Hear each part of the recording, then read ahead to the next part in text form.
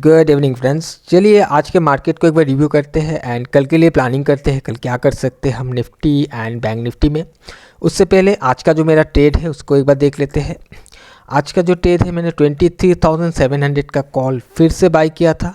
यहाँ पर मेरा एंट्री बना और यहाँ पर मैंने इसको एग्जिट कर लिया था। एग्जिट करने का रीज़न क्या था कि ये जो आप देख रहे हो ब्लैक लाइन, ये एक रेजिस्टेंस लेवल था या फिर आप कह सकते हो एक सप्लाई एरिया था जहाँ तक प्राइस पहुँच गया था, जिस वजह से मैंने यहाँ पर एग्जिट कर लिया।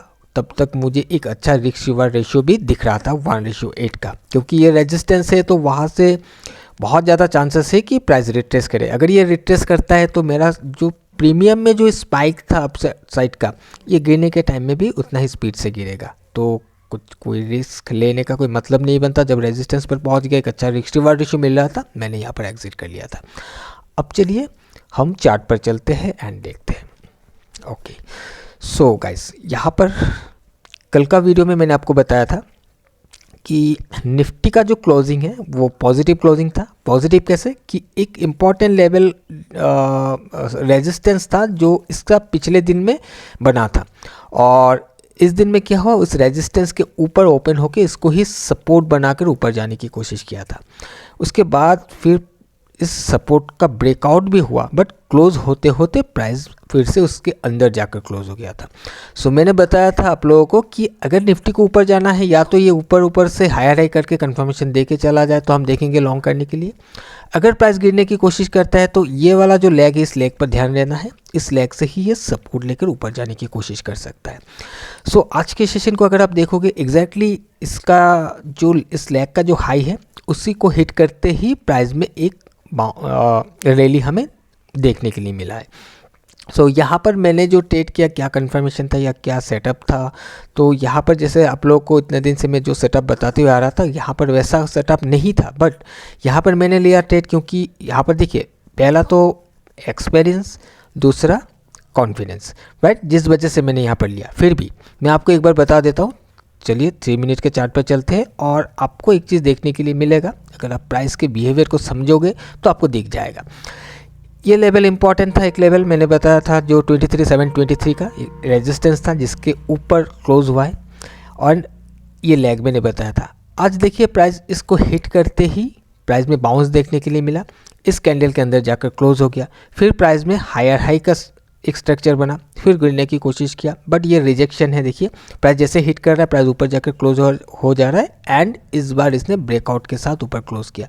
अब अगर यहाँ पर एक जिगजैग भी ड्रॉ करने जाओगे फिर भी आपको दिख जाएगा कि ये, मैं अगर यहाँ पर इस जगह से मैं एक बार ऐसे लगा देता हूँ आप लोगों के लिए। मैं मान लेता हूँ यहाँ तक आया, फिर यहाँ तक गया, फिर यहाँ तक आया, हायर लो बनाया, एंड यहाँ पर देखिए हायर हाई बना दिया, राइट। जब ऐसा हुआ तो ये जो कैंडल है, लास्ट जो ग्रीन कैंडल देख रहे हो, इसी के हाई पर मैंने मेरा एक एंट्री लगा दिया था, जो तुरंत ही मेरा एंट्री एग्जीक्यूट हुआ एंड प्राइस ऊपर भाग गया। ओके सो आई होप कि आपको समझ में आ गया होगा कि कैसे मैंने इसको बनाया था। एनीवे सो अब देखिए, यहाँ से जब प्राइस ऊपर चलता गया और इस एरिया पर मैंने इसको एग्जिट किया, क्योंकि एक इम्पॉर्टेंट जोन था। मैंने बताया आपको वो इम्पॉर्टेंट जोन कहाँ से आया है, वो यहाँ से आया है। कल के दिन मैंने आपको बताया था कि यहाँ से मैं एक शॉर्ट करना चाह रहा था, यानी कि डाउन साइड का प्लान करना चाह रहा था, बट कोई कंफर्मेशन नहीं मिल रहा था। तो मैंने वेट किया, और जब कंफर्मेशन आया तो इस वाले कैंडल पर आया। तो अब इतना बड़ा जब कैंडल बना तो यहाँ पर हम एंट्री नहीं ले सकते, रिट्रेसमेंट का वेट करना है। रिट्रेस यहाँ तक करेगा तो हम वहाँ से एंट्री प्लान कर सकते थे। इस दिन गया ही नहीं, बट आज के दिन वहाँ तक पहुँचा, वहीं से प्राइस में गिरावट हमें देखने के लिए मिला। अब इस एरिया पर रेजिस्टेंस को हिट करने के बाद प्राइस में देखिए जो गिरावट आया, फिर से सपोर्ट तक लेकर आ गया। तो यहाँ से अगर कोई ट्रेड करना चाहते तो आराम से एक ट्रेड को बना सकते थे। यहाँ पर थोड़ा सा कन्फ्यूजन होता कि प्राइस को समझने के लिए, बट इस एरिया पर एक क्लियर इंडिकेशन था आप लोगों के लिए, जैसे कि मैं इतने दिन से बताते हुए आ रहा था। प्राइस का जो स्ट्रक्चर है या फिर जो ट्रेंड एनालाइज है, उस हिसाब से अगर आप यहाँ पर देखते, तो मैं आपको यहाँ पर एक बार दिखा देता हूँ कि प्राइस में जब ये हाई बना, हाई बनने के बाद देखिए यहाँ पर आया, ठीक है। ये रेजिस्टेंस जोन पर हो रहा है, ध्यान दीजिएगा, एक रेजिस्टेंस एरिया पर, एक सप्लाई जोन पर ये चीज़ हो रहा है। प्राइस यहाँ से फिर ऊपर उठकर गया, देखिए एग्जैक्टली इसी जो जोन था इसको हिट किया, एंड हिट करने के बाद प्राइस में फिर से गिरना स्टार्ट हुआ, एंड यहाँ तक आकर इसने लो बना दिया। जब ऐसा हुआ तो इसने इस वाले लो को ब्रेक करके आया, राइट।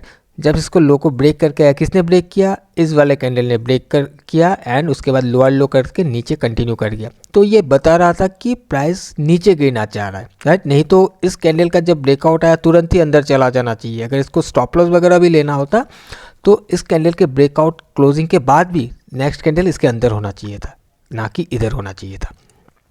जब ऐसा हुआ तो कौन से कैंडल से गिरा, इस वाले कैंडल से गिरा। इस वाले कैंडल पर रेजिस्टेंस बना था, राइट, इसके पहले वाले कैंडल में।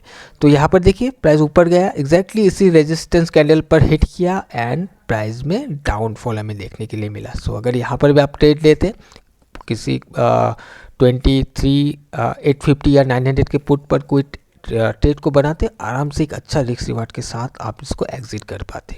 मैंने कोई ट्रेड नहीं बनाया, बट मैं आपको बता दे रहा हूँ कि कैसे बना सकते थे। ओके, सो अभी यहाँ पर हम देख लेते हैं कि कल हम क्या कर सकते हैं। ओके, सो आज का जो क्लोजिंग है, आज भी पॉजिटिव क्लोजिंग है। जो जोन मैंने बताया इसको हिट करके उठा था, नीचे आया तो इसी जोन पर काफ़ी टाइम ट्रेड किया एंड इसके ऊपर ही क्लोज हो गया। लास्ट कैंडल को देखिए, प्राइस नीचे आया था बट क्लोज होते होते रिजेक्शन के साथ बाहर जाकर क्लोज हुआ। अब अगर प्राइस को ऊपर जाना है तो इसका ओपनिंग इसके ऊपर ही होना चाहिए, मेरे ख्याल से ऊपर ही होना चाहिए एंड इसके ऊपर अगर सपोर्ट बनता है, सपोर्ट फॉर्म हो जाता है तो हम लॉन्ग का प्लान करेंगे। और ये जो रेजिस्टेंस था जिसको आज विजिट करके आया है, ये टूट सकता है कल के दिन, क्योंकि ये ऑलरेडी आज विजिट हो गया है। तो इसको तोड़ने के लिए कोई दिक्कत नहीं होगा कल के दिन। बट एक चीज़ का ध्यान रखिएगा कि ये जो लो बना हुआ है, ये लो टूटना नहीं चाहिए। अगर ये लो टूट के प्राइस सस्टेन कर जाता है तो फिर कहीं ना कहीं इस वाले जोन पर, जिसको प्राइस ने विजिट किया नहीं है, इसके थोड़े ऊपर से ही प्राइस बाउंस कर गया था, इसको विजिट करने के लिए आ सकता है। सो प्लान इस जोन के अंदर से या फिर इसके ऊपर से ही करना है। प्राइस अगर इसको फिर से आकर, हो सकता है कि कल के दिन ओपन होते इसके नीचे आए, इसके अंदर आए, फिर यहाँ से रिजेक्शन लेके ये कंफर्मेशन दे, तब भी हम प्लान कर सकते हैं। ओके, और ऊपर का जो रेजिस्टेंस है वो काफ़ी ऊपर है, वो कहीं यहाँ पर रेजिस्टेंस पड़ा हुआ है एंड एक 24,000 का एक साइकोलॉजिकल लेवल है, ये भी रेजिस्टेंस का काम कर सकता है। तो ऐसा नहीं लग रहा है कि एकदम से यहाँ पर जाकर ओपन होगा और हम वहाँ पर से शॉर्ट करने की प्लान करेंगे। प्राइस यहाँ पर है, ज़्यादा से ज़्यादा यहाँ कहीं ओपन होगा तो या तो ये प्राइस सबसे पहले रिट्रेस करके नीचे आने की कोशिश करेगा या फिर इसका ब्रेकआउट होगा। अगर ये ब्रेकआउट होता है तब भी प्राइस थोड़ा रिट्रेस ही करेगा, रिट्रेसमेंट में ही हमें हमारे ट्रेड को प्लान करना है। अब चलिए बैंक निफ्टी को देखते हैं।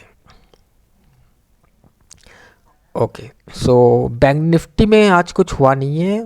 निफ्टी ने अपने डे हाई को तोड़कर ऊपर ट्रेड किया, बट बैंक निफ्टी को देखोगे तो ये डे हाई है, प्राइस नीचे गिरता आया एक तरफा, यहाँ पर लो बना, उसके बाद पूरा दिन साइडवे इसके अंदर ही ट्रेड करता रहेगा। और कल कुछ इस एरिया पर सपोर्ट जैसा लग रहा था, आज इसी को ऑनर करके ही क्लोज हुआ है।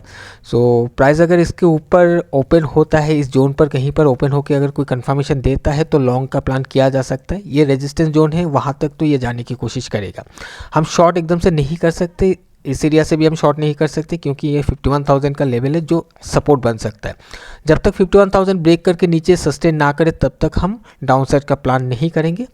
हो सकता है प्राइस नीचे आए एंड 51,000 को हिट करे और यहाँ पर फिर से आपको बायर्स एक्टिव होता हुआ नजर आए, तब भी हम प्लान कर सकते हैं लॉन्ग साइड के लिए। अगर हम शॉर्ट करेंगे तो हमारा स्टॉप लॉस जाने की चांसेस ज़्यादा होगा।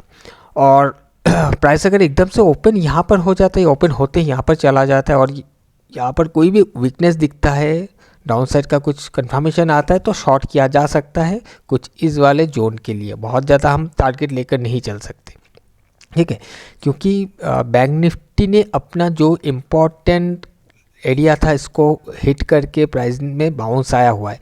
आज दोनों में ही, कल भी साइडवे कैंडल था, आज भी साइडवे कैंडल ही है, बट देखिए अभी साइडवे बन रहा है। जब ब्लास्ट आएगा तो किसी ना किसी एक साइड में बहुत बड़ा मूवमेंट आएगा।